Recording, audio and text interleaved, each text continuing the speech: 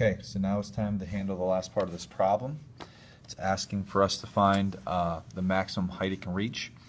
And notice that in the diagram it's showing that it wants the maximum height with respect to the lowest point.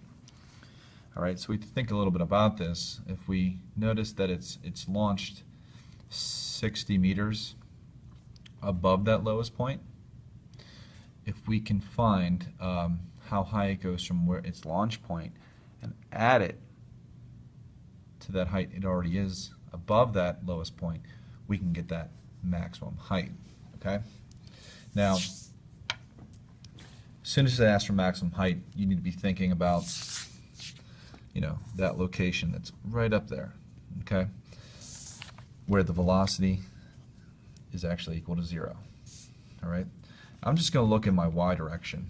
I need a y height. Doesn't seem like there's too much going on with the x direction at this point. So let's see what we know. I know that my velocity is going to reach 0 at the highest point. I still have the same launch speed, which was, we estimated it to be 20 meters per second. It is changing from 20 to 0 because of gravity, and I want to find that height change. So I have enough information to use this equation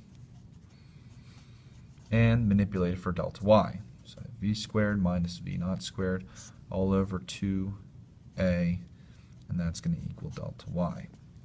Alright, so if we plug in all our values, we have a 0 here, so we have minus 20 meters per second squared divided by 2 times negative 9.8 meters per second squared to give us our delta y. Now notice that this value is positive, so the only thing that's getting squared here is the value of v naught.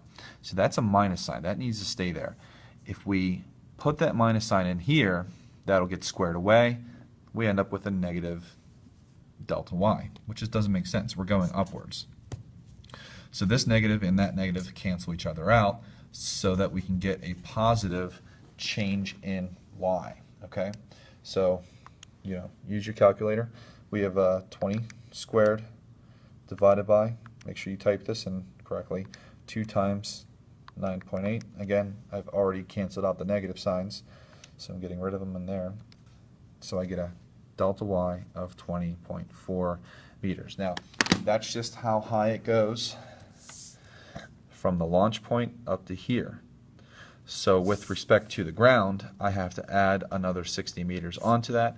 So my total max height is going to be equal to 80.4 meters.